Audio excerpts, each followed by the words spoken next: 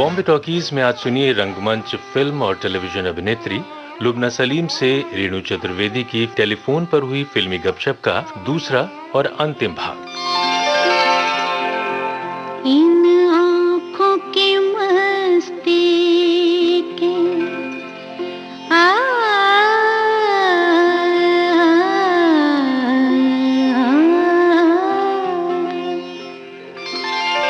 इन आँखों की मस्ती के मस्ताने हजारों हैं, मस्ताने हजारों हैं, इन आँखों से वाबस्ता, इन आँखों से वाबस्ता, अफसाने हजारों हैं, अफसाने हजारों हैं, इन आँखों की मस्ती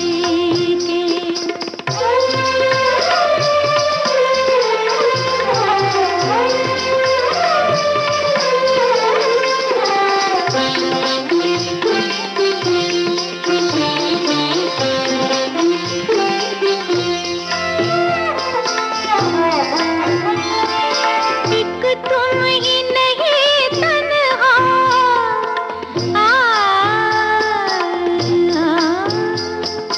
एक तुम ही नहीं तन्हा, उल्फत में मेरी रुसवा, उल्फत में मेरी रुसवा, इस शहर में तुम जैसे, इस शहर में तुम जैसे दीवाने हजारों हैं, दीवाने हजारों हैं, इन आँखों की मस्ती के मस्ताने हजारों हैं, इन आँखों की मस्ती के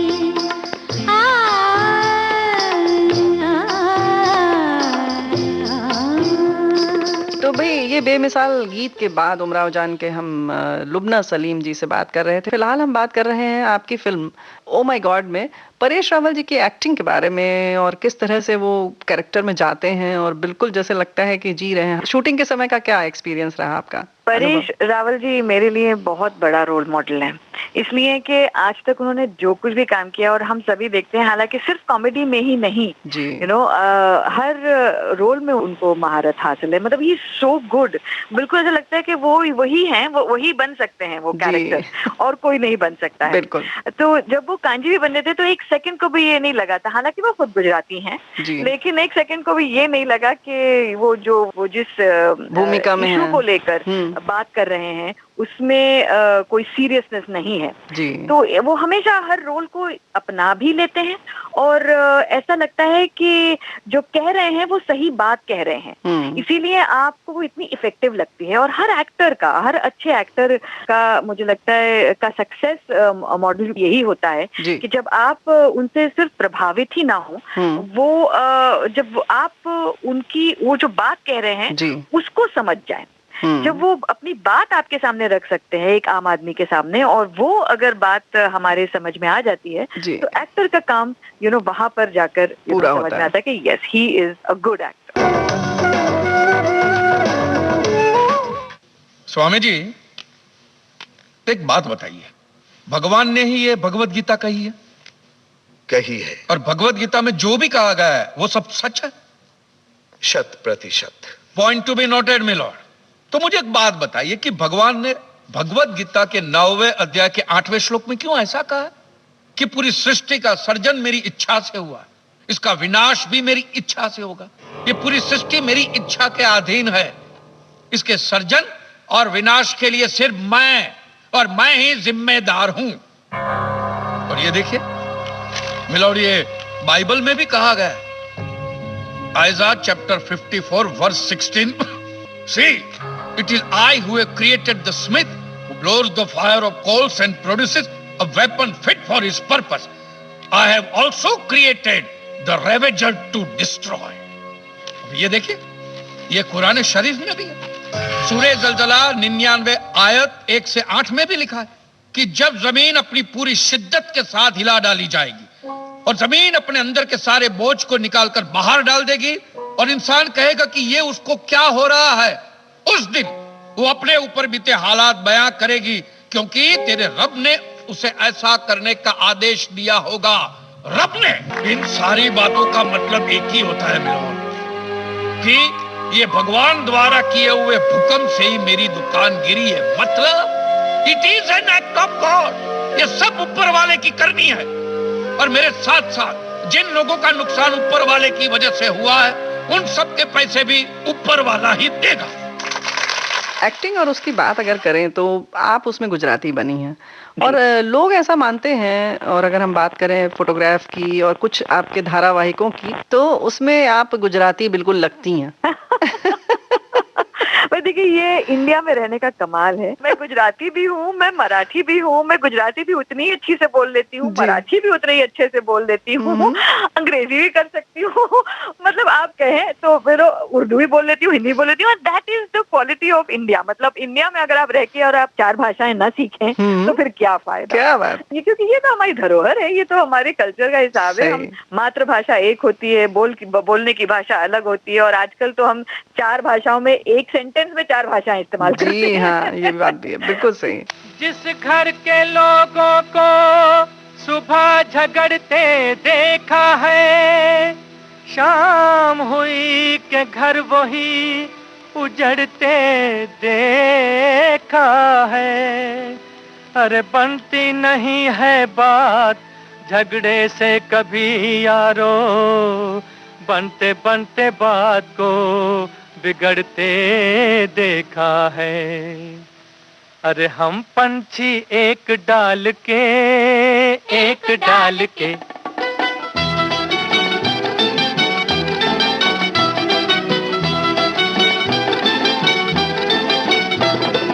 हम पंछी एक डाल के होए संग संग डोले जे संग संग डोले, संग संग डोले जे संग संग डोले। बोली अपनी अपनी बोले, बोली अपनी अपनी बोले, जी बोले जी बोले। हाँ संग संग डोले जी संग संग डोले, हम पंछी एक डाल के।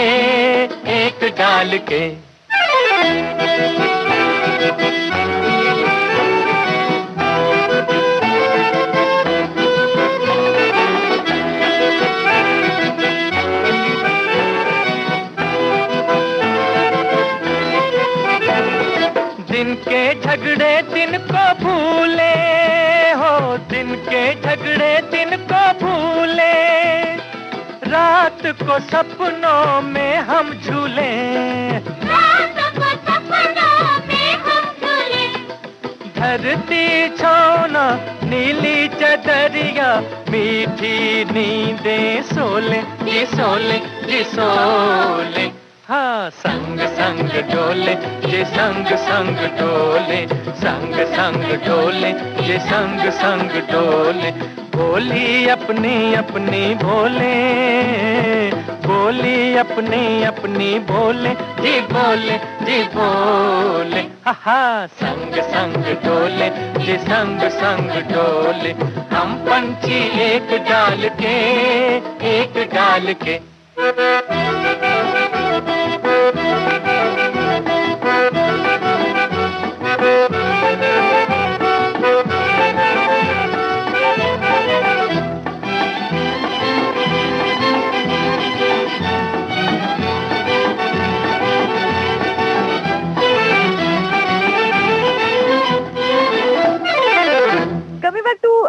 गुजराती लगना, ये जो शुरुआत हुई मेरी, ये शुरुआत हुई थी, मेरा एक सीरियल था बाप बहू और बेबी, उसमें मैं लीला भाभी का कैरेक्टर करती थी।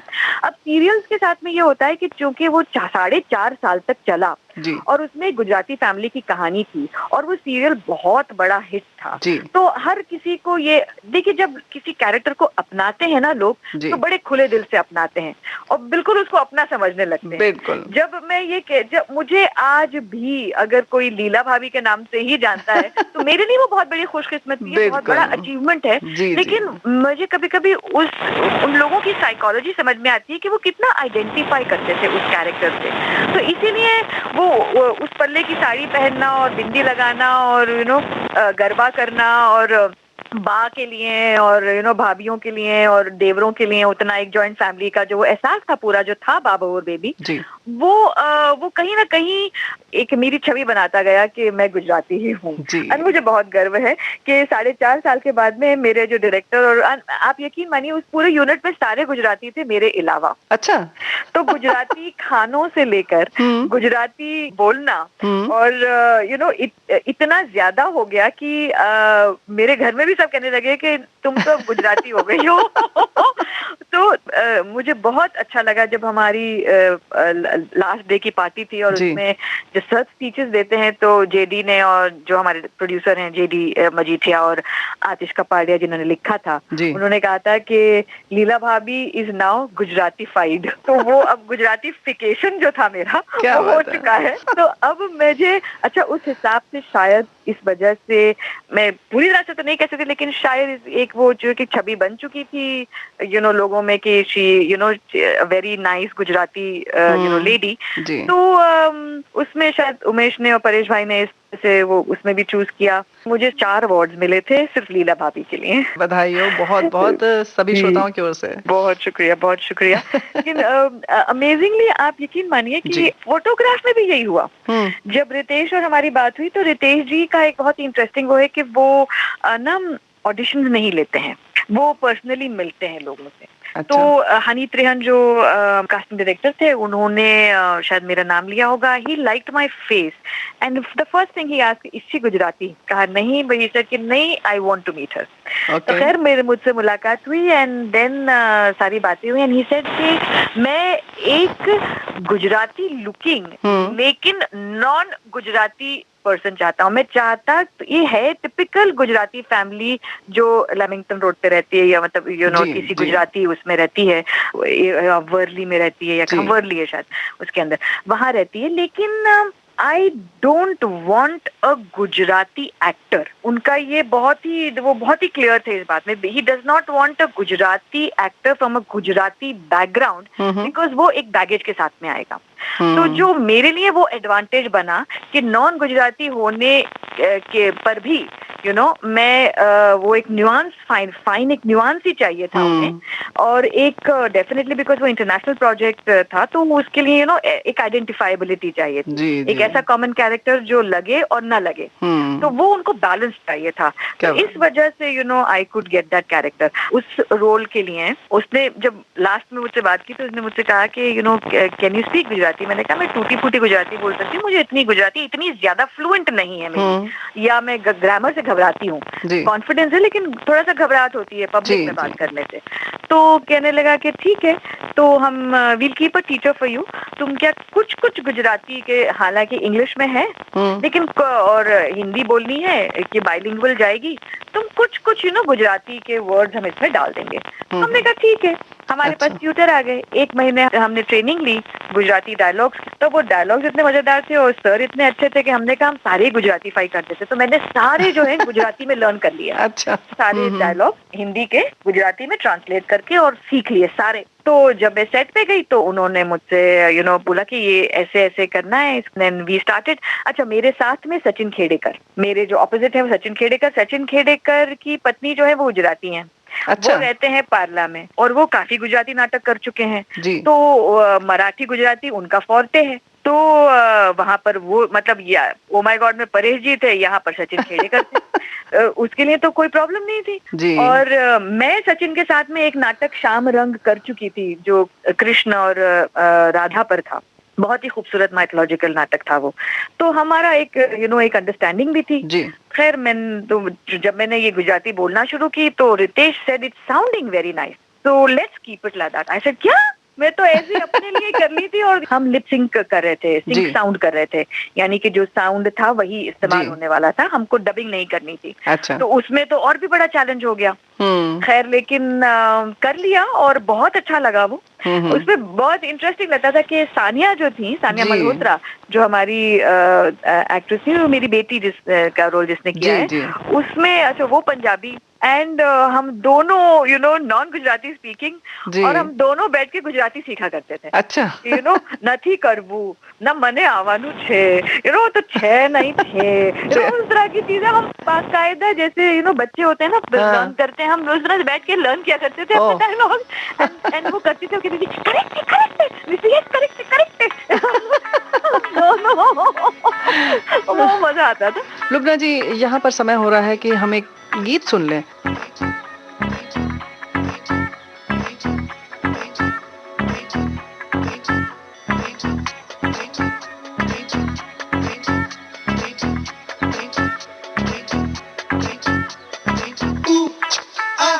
Take the world and paint it red. Ooh, I paint it red.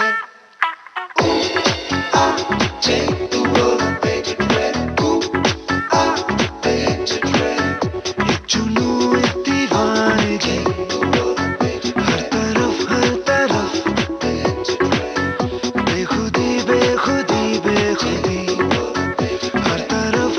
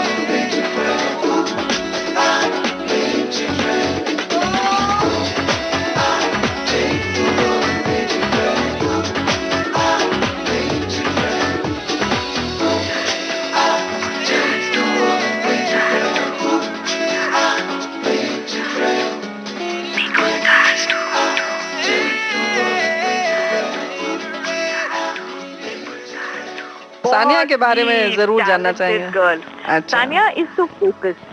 अगर आपने नोटिस किया होगा कि आजकल के सारे एक्टर्स और एक्ट्रेसेस जी उनका फोकस ही अलग है अपने काम के प्रति, और you know because her shot देते हैं, हर शॉट के पीछे जाकर देखते हैं कि कैसा है, उसको ऐसे कर सकते हैं, उसको वैसे ट्वीक कर सकते हैं। They are so you know in tune, in sink.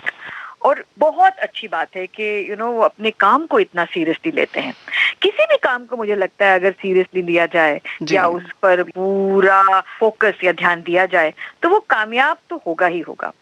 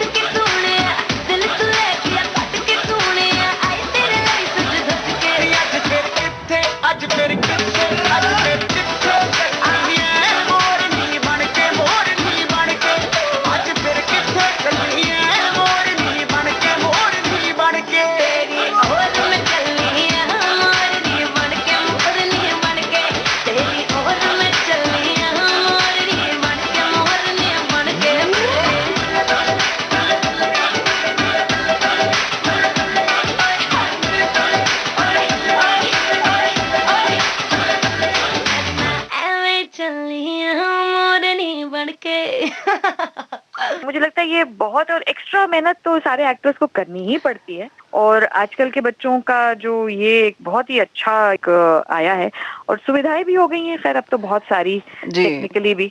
लेकिन सानिया मल्होत्रा इसमें बहुत सामान्य सी लड़की दिखी है और बहुत सारे उसमें बहुत ग्लैमरस दिखी है। एक्चुअली क्या हो गया है आजकल, पहले जब 70s में 60s में 80s में ये फिल्में जो थी ये 2-2 3-3 साल बना करती थी जी, तो बहुत फर्क पड़ जाता था कि एक ही रोल को एक एक्टर जो है वो 4 सेट पे जा रहा है 4 रोल्स करने के लिए जी। तो उस तरह की फिल्मों का वो आप देख सकते थे। आजकल फिल्में जो बनती हैं वो कैप्सूल में बनती हैं कि आपका हमारा पूरा 1.5 महीना 2 महीना ब्लॉक कर दिया जाता है जी। और हमें उसी समय के अंदर हमें उस कैरेक्टर के साथ रहना है। तो ये बहुत बड़ा एडवांटेज है कि अगर हमने, और उससे पहले प्री प्रेप शुरू होते हैं हमारे, वो प्रेपरेशन जो होता है, जो हमारे वर्कशॉप्स होती हैं, बाकायदा वर्कशॉप्स में हर तरीके से लेकर, मतलब आपके सिर्फ कैरेक्टराइजेशन ही नहीं, लेकिन वो कैसे उठेगी, कैसे बैठेगी, कैसे करेगी, क्या कपड़े पहनेगी, किस तरह से रिएक्ट करेगी, उस माहौल में कैसे ढलेगी, तो पूरी तरह से कैरेक्टर्स के अंदर ढल जाते हैं और वो 1.5 महीने की एक जिंदगी जीते हैं, उसी में जीते हैं। इसीलिए शायद वो ज्यादा इफेक्टिव भी होता है, और उसी में से निकल आते हैं। तो तो आसानी हो गई है अब हर रोल में ढलना और उसको अच्छे से बखूबी निभाना और उसमें से बाहर निकल जाना। इसीलिए आप अलग अलग किरदारों में देखते हैं। आप जैसे रणवीर कपूर को देख लें, इतने सुंदर, हर तरीके का रोल उसका अलग होता है। रणवीर सिंह देख लें, शोरी देख लें, आप फरहान अख्तर देख लें, आप जिस एक्टर को आज आप दिखाएं, आयुष्मान को देख लें अगर आप तो हर कैरेक्टर की बिल्कुल लगता है कि इनके अलावा तो कोई कुछ कर ही नहीं सकता था। ये बात, और यही बात अगर आज आप देखें कि अमिताभ बच्चन जी वही हैं जो इतने साल पहले इतने बड़े हमारे एक्टर, और आज की डेट में वो उन्होंने कितनी खूबसूरती से इस माहौल में भी अपने आप को ढाला है कि गुलाबो सिताबो भी करते हैं और पीकू करते हैं और पिंक भी करते हैं, बिल्कुल। तो ये भी तो कमाल है सर। तो उनसे तो सीखने वाली बात ये है कि बदलता माहौल, बदलते चीजों के साथ में अपने आप को ढालना बहुत बड़ा एक एडवांटेज है हमारे लिए।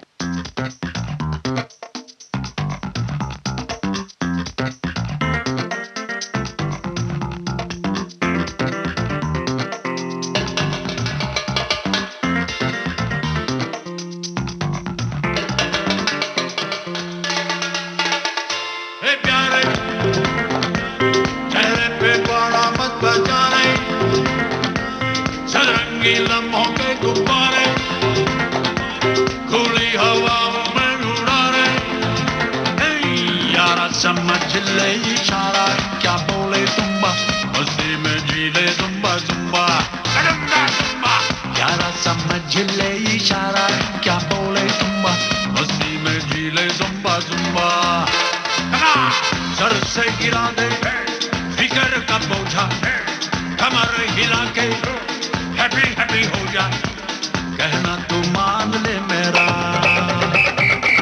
यारा समझ ले इशारा, क्या बोले तुम्बा, मस्ती में जी ले जुम्बा जुम्बा जुम्बा, यारा समझ ले इशारा, क्या बोले तुम्बा, मस्ती में जी ले जुम्बा जुम्बा, हरदम तू है परेशान, फ्रस्ट्रेशन की तू है दुखा, तेरी समस्या का नो समाधान, तू दुखी है, तू दुखी है, तू है दुखी आत्मा शरीर सर पर टेंशन का टाइम बाउंस रहना है तेरा काम,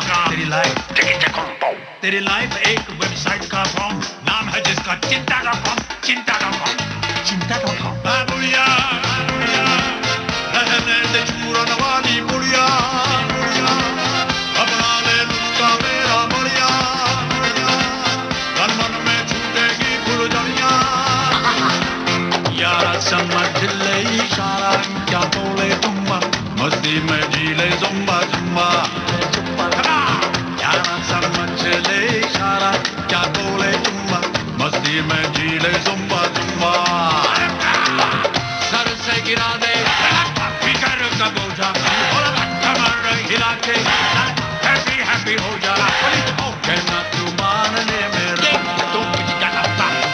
यारा समझ ले इशारा, क्या बोले तुम्बा, मस्ती में जी ले जुम्बा जुम्बा जुम्बा, यारा समझ ले इशारा, क्या बोले तुम्बा,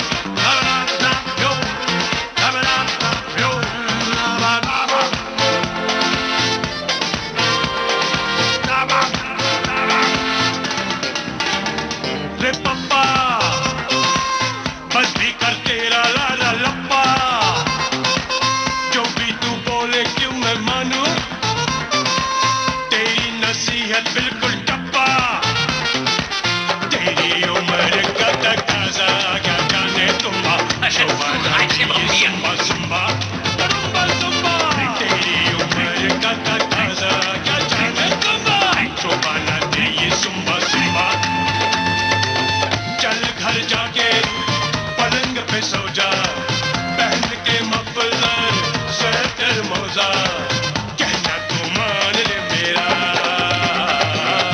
तेरी उम्र का तकाजा क्या जाने तुम्बा, शोभा ना दे ये सुम्बा सुम्बा, बड़ुआ सुम्बा, तेरी उम्र का तकाजा क्या जाने तुम्बा, शोभा ना दे ये सुम्बा सुम्बा, समझे तो मैं पप्पा,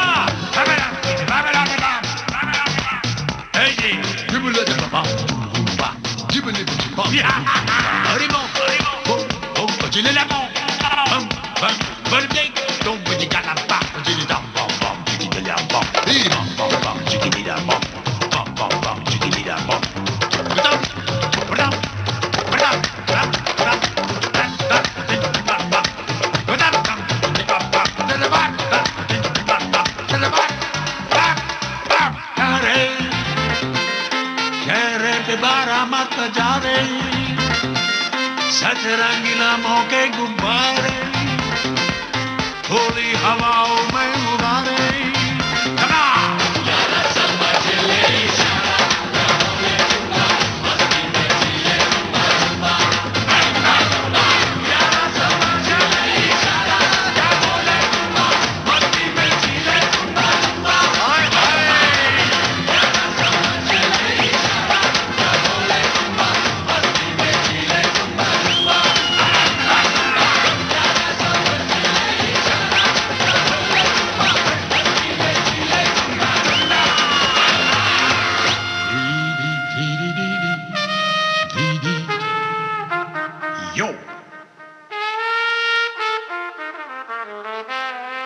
लुब्ना जी, बहुत सारे अभिनेताओं की आपने बात की, रणबीर कपूर से आपने बात शुरू की थी जी। तो इन पूरी लंबी फहरिस्त में कौन सबसे आपका प्रिय है? मुझे तो रणबीर बहुत प्यारा सा लगता है ना। रणबीर कपूर का कौन सा गाना आप सुनना चाहेंगे? रणबीर कपूर का कोई एक अच्छा सा प्यारा सा गाना सुन ले। हाँ, बिल्कुल बिल्कुल, बड़े प्यारे से हीरो का प्यारा सा गीत सुनते हैं, चलिए। Shining in the setting sun like a pearl upon the ocean, come and feel me, oh feel me. Shining in the setting sun like a pearl upon the ocean, come and heal me, oh heal me. Thinking about the love we're making and a life we're sharing, come and feel me, oh feel me. Shining in the setting sun like a pearl upon the ocean, come and feel me, come on heal me. जो तू भी मेरा मेरा, तेरा जो इकरार हुआ, तो क्यों ना मैं भी कह दूं, हुआ मुझे भी प्यार हुआ। तेरा होने लगा हूँ, खोने लगा हूँ, जब से मिला हूँ। तेरा होने लगा हूँ, खोने लगा हूँ, जब से मिला हूँ। Shining in the setting sun like a pearl upon the ocean, come and feel me, oh feel me. Shining in the setting sun like a pearl upon the ocean, come and heal me, oh heal me. वैसे तो मन मेरा पहले भी रातों में अक्सर ही चाहत के हाँ सपने सजोता था। पहले भी धड़कन ये धुन कोई गाती थी, पर अब जो होता है वो पहले न होता था। हुआ है तुझे जो भी मुझे भी इस बार हुआ, तो क्यों ना मैं भी कह दूं, हुआ मुझे भी प्यार हुआ। तेरा होने लगा हूँ, खोने लगा हूँ, जब से मिला हूँ। तेरा होने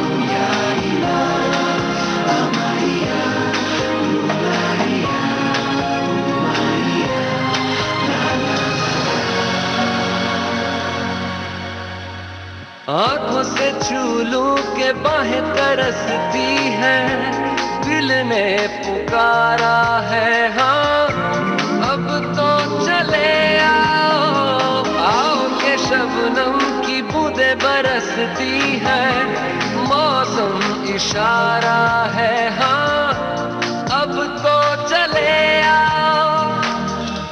बाहों में डाले बाहें बाहें, बाहों का जैसे हार हुआ, हमारा मैंने माना माना, हुआ मुझे भी प्यार हुआ। तेरा होने लगा हूँ, खोने लगा हूँ, जब से मिला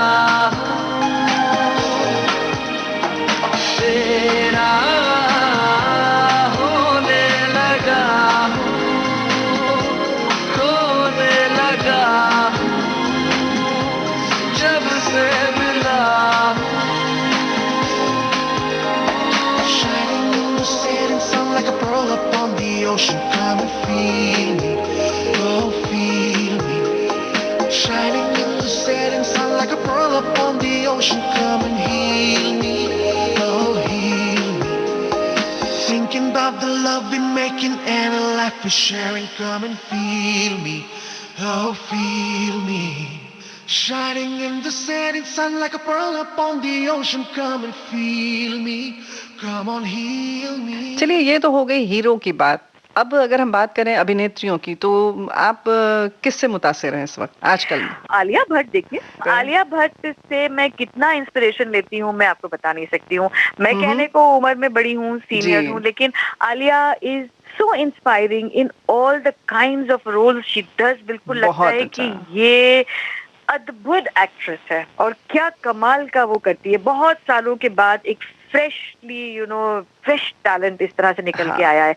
और हम जब बातें करते हैं कि हमें स्मिता पाटिल बहुत अच्छी लगती थी, या फिर हमें वहीदा रहमान बहुत अच्छी लगती थी, या रेखा अच्छी लगती थी, तो आज की डेट में मुझे आलिया बहुत पसंद है। तो आलिया भट्ट की जब बात चल रही है तो उनका भी कोई गीत हम लोग सुन लें इस वक्त? आलिया का डियर जिंदगी का एक गाना था, डियर जिंदगी का। हाँ, डियर जिंदगी का गाना बहुत अच्छा है।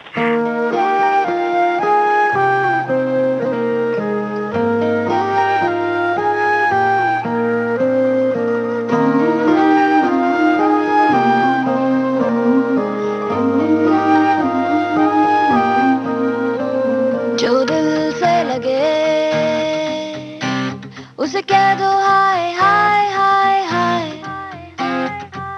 जो दिल ना लगे उसे कह दो बाय बाय बाय बाय। आने दो दिल में आ जाने दो, कह दो मुस्कुराहट को हाय हाय हाय हाय। जाने दो दिल से चले जाने दो, कह दो घबराहट को bye bye bye bye bye bye. Love you जिंदगी, love you जिंदगी, love you जिंदगी, love me जिंदगी।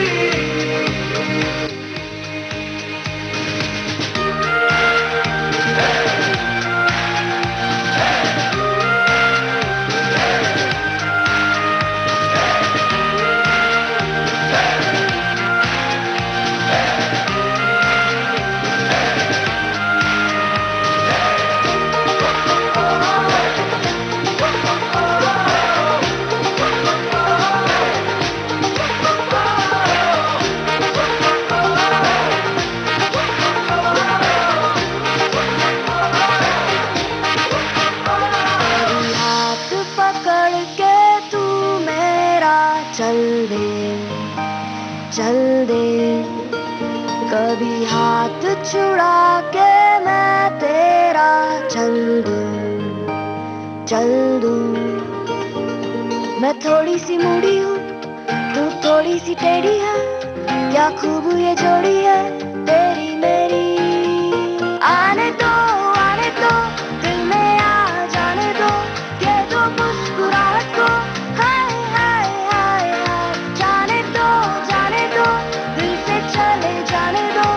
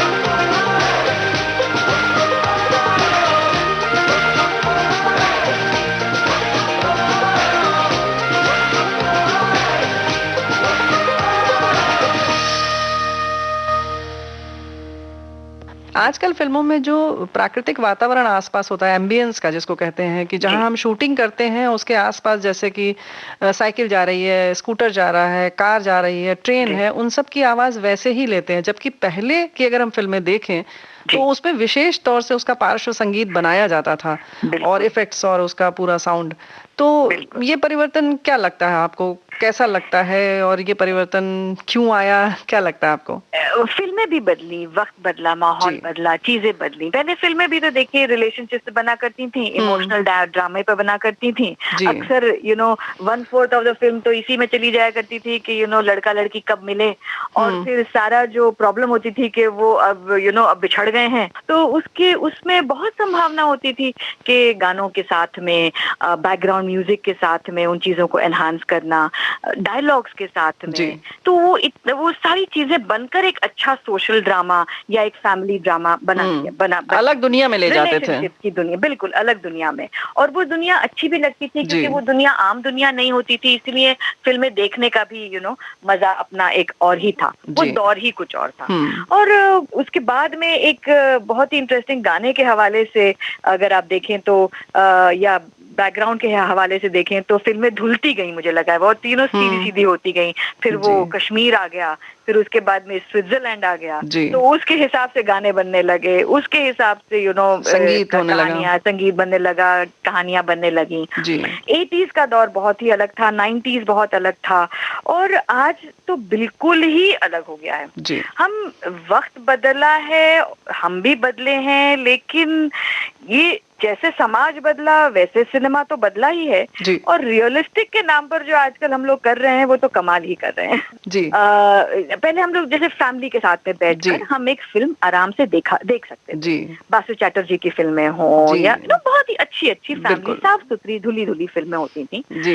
आज लगता है कि सिनेमा सिर्फ अकेले देखने के लिए बना है। आप अकेले देख लें या मोबाइल पे देख लें या आप किसी ओटीटी प्लेटफॉर्म पे देख लें, और इतना ज्यादा ओटीटी प्लेटफॉर्म चूंकि पिछले साल कोरोना की वजह से जो ओटीटी प्लेटफॉर्म में जो बूम आया है और जिस तरह से लोगों ने उसे देखना शुरू किया है, तो वो एक पैरेलल सिनेमा जैसा ही बन गया है, parallel this thing for cinema, competition for cinema बन गया है। तो क्योंकि सिनेमा भी अब ओटीटी प्लेटफॉर्म्स पे रिलीज हो रहा है, तो अब बिल्कुल ऐसा नहीं लगता कि ऐसा कंटेंट नहीं बनता है कि आप साथ में फैमिली के साथ में देखें। मैंने अभी 3-4 वेब सीरीज में काम किया, मतलब कोरोना के समय में मैंने 3 वेब सीरीज की हैं, उनमें से बहुत इंटरेस्टिंग था एक मेरा सीरीज है आम आदमी फैमिली, जो शर्मा जी हैं दिल्ली वाले, और हम 3 सीजन उसके कर चुके हैं। आप यकीन, मतलब सब लोग देखना चाहते हैं, फैमिली है तो मतलब पूरी, जो मुझे आते हैं रिव्यूज और जो लोग लिखते हैं हमें,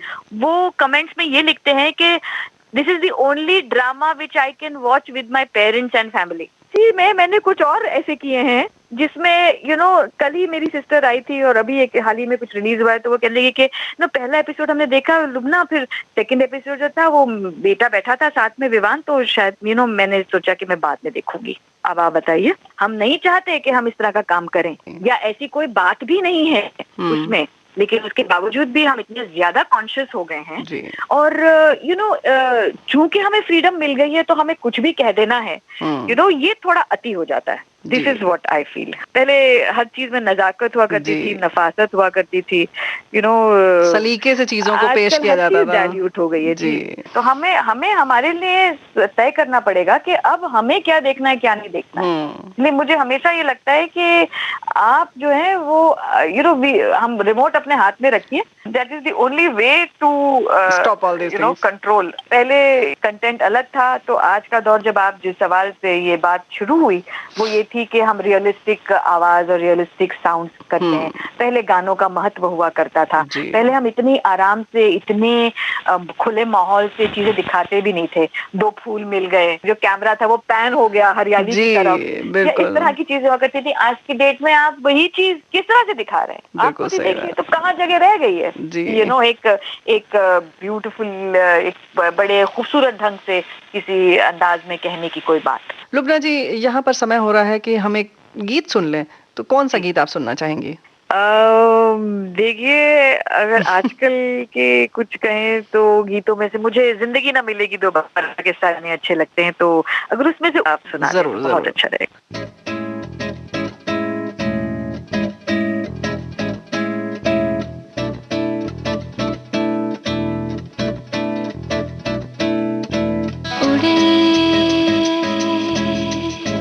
खुले आसमां में ख्वाबों के परिंदे उड़े, दिल के जहां में ख्वाबों के परिंदे। ओहो, क्या पता जाएंगे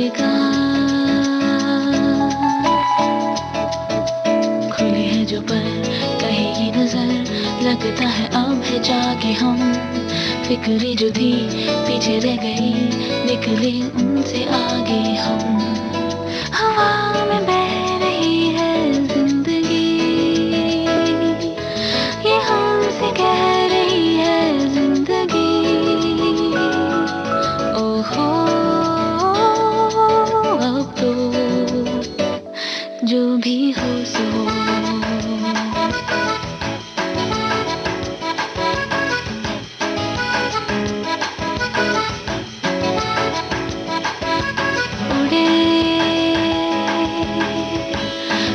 आसमां में ख्वाबों के परिंदे उड़े, दिल के जहां में ख्वाबों के परिंदे। ओहो, क्या पता जाएंगे कहाँ, किसी ने छुआ तो ही हुआ, फिरते हैं महके महके हम, हुई है कई बातें नहीं जब है ऐसे बहके हम। हुआ है यूं कि दिल पिघल गए, बस एक पल में हम बदल गए। ओहो, अब तो जो भी हो सो हो।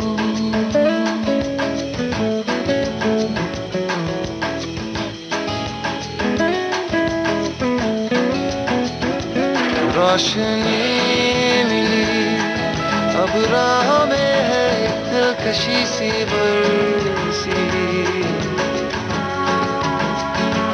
हर खुशी मिली अब जिंदगी पे है जिंदगी सी बरसी। अब जीना हमने सीखा है,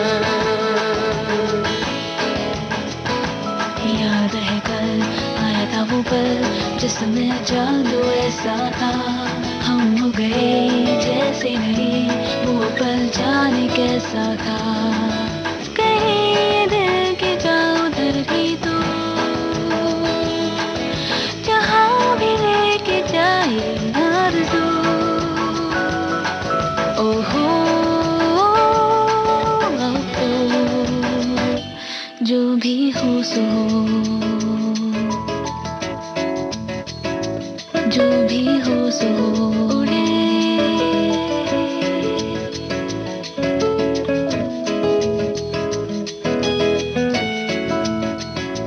जो भी हो सो उड़े,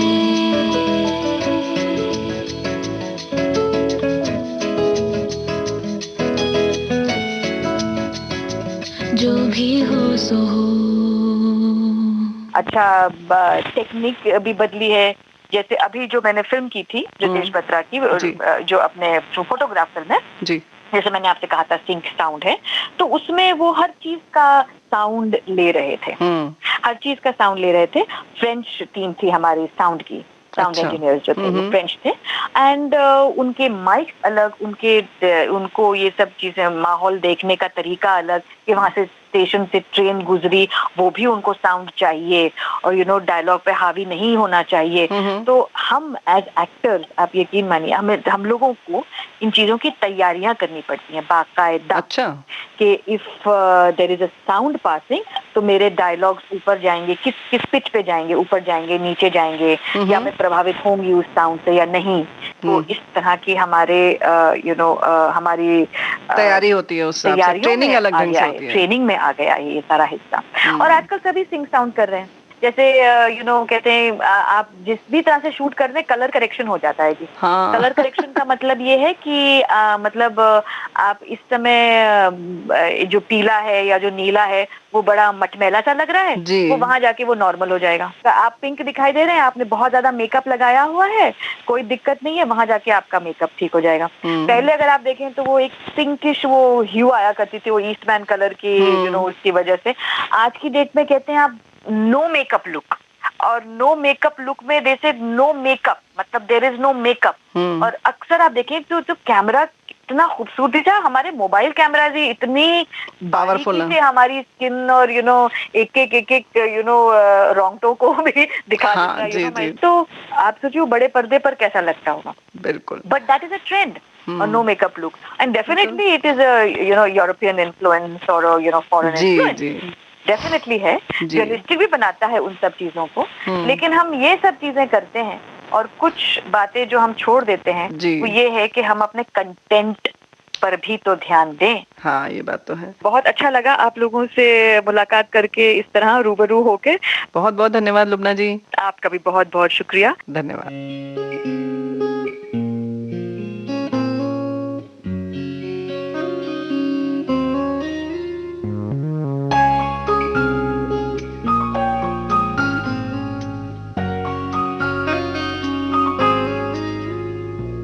जब भी जरा तुमने छुआ जिंदगी हल्की सी गुदगुदी कर गई।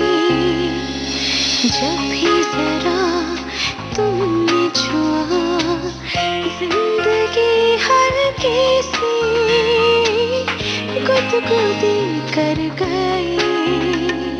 छलकी हुई थी पहले से मैं थोड़ी सी और भी भर गई, और भी भर गई, गुदगुदी कर गई, गुदगुदी कर गई।